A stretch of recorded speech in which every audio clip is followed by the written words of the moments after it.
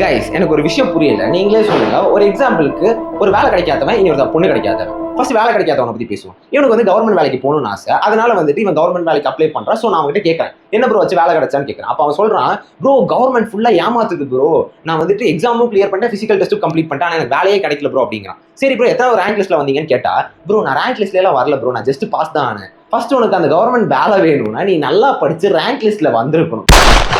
அதை விட்டுட்டு கவர்மெண்ட் குறை சொல்றது சரியா? இல்ல சரி ப்ரோ ஐடி ஃபீல்டு போக வேண்டியதானே அப்படின்னு கேட்டப்ப, ப்ரோ ஐடிக்கெல்லாம் இப்போ ஸ்கோப்பே இல்லை ப்ரோ, அவன் வந்துட்டு ஓப்பனிங்ஸ் இருக்குன்னு சொல்ற, இன்டர்வியூ வைக்கிறான், ஆனால் வேலையே கொடுக்க மாட்டேங்கிறான் அப்படிங்கிறான். ப்ரோ நான் ஒரே ஒரு கேள்வி கேட்குறேன், அங்கே ஒருத்தர் ஓப்பனிங்ஸ் இருக்கு இன்டர்வியூ நடத்துறான்னா சும்மாவா நடத்துவான்?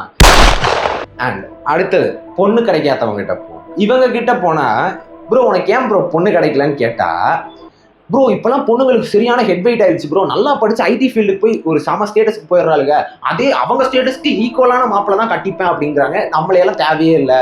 இவங்களெல்லாம் யார் முதல்ல படிக்க வச்சது, யார் முதல்ல வேலைக்கு அனுப்பிச்சது? ஒழுங்கா வீட்டுக்குள்ளார கிச்சன் வேலை பண்ணிட்டு இருக்க வேண்டியதானே. அப்ப நான் சொன்னேன், ஆமா அவங்க ஒரு நல்ல ஸ்டேட்டஸ்ல இருந்தா அந்த ஸ்டேட்டஸ்ல இருக்கிற பசங்களை தான் கட்டிப்பாங்க, நீங்க அந்த லெவலுக்கு போக ட்ரை பண்ணணும். கரெக்டு தானே? அவங்களுக்கே இன்னொரு இன்சிடென்ட்டும் நடந்துச்சு.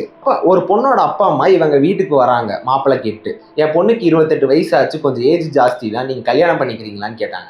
அப்போ இவரு இல்ல என்ன உங்க பொண்ணு வயசான பொண்ணை வந்து எங்களை கட்டி வைக்கிறீங்க, 18 வயசுல இருந்து 20 வயசுக்குள்ளார இருக்கிற பொண்ணை தான் கல்யாணம் பண்ணிப்பேன் அப்படிங்கிறான். தலைவருக்கு எவ்வளவு வயசு தெரியுமா? 30ல இருந்து 35 வயசு. இவங்க கேட்டு வர பொண்ணையும் வேண்டான்னு சொல்றது, இவங்களுக்கு எப்படி பொண்ணு கிடைக்கும் சொல்லுங்க பார்க்கலாம். கடைசியில் இவங்க 2 பேருக்குமே இவங்க நினைச்சு நடக்காதப்ப போய் கடவுள்கிட்ட போயிடுறது. கடவுள்கிட்ட போனோன்னா அங்கே இருக்கிறவங்க சொல்லுவாங்க, இந்த பரிகாரம் பண்ணு உனக்கு வேலை கிடைச்சும், இந்த பரிகாரம் பண்ணு உனக்கு கல்யாணம் நடந்துரும்னு சொல்லுவாங்க. இவங்க அதை பண்ணிட்டு ஏதோ இவங்க வேலையெல்லாம் பண்ணி முடிச்ச மாதிரியும், இனிமேல் கடவுள் பார்த்து பாடுறா அப்படின்னு நினச்சிட்டு இவனுக்கு பெட்டில் படுத்து ஹாயாக ரீல்ஸ் நோண்டிட்டு வேலைக்கு போகாமல் இருப்பானுங்க. காட் கிட்ட ப்ரே பண்ணுறேன்னா அதுக்காக நீ ஒர்க் பண்ணணும், ஓகேவா? அப்போ தான் உனக்கு வேலை கிடைக்கும். பார்க்கறதுக்கு நல்லா இருக்கிற பொண்ணுங்க கிடைக்கணும்னா அவங்க ஸ்டேட்டஸ்க்கு நீ வளர பார்க்கணும், ஓகே? அதே மாதிரி நீ பார்க்கறதுக்கு உன்னை நீயே க்ரூம் பண்ணிக்கணும், அப்போ தான் உனக்கு பொண்ணு கிடைக்கும். இதுதான் ரியாலிட்டி. அதை விட்டுட்டு கடவுள் நான் கேட்டது கொடுக்கல, இதனால தான் எனக்கு வேலை கிடைக்கல, இதனால தான் எனக்கு பொண்ணு கிடைக்கல, இங்கே அதுக்கான அர்த்தமே கிடையாது, ஓகே?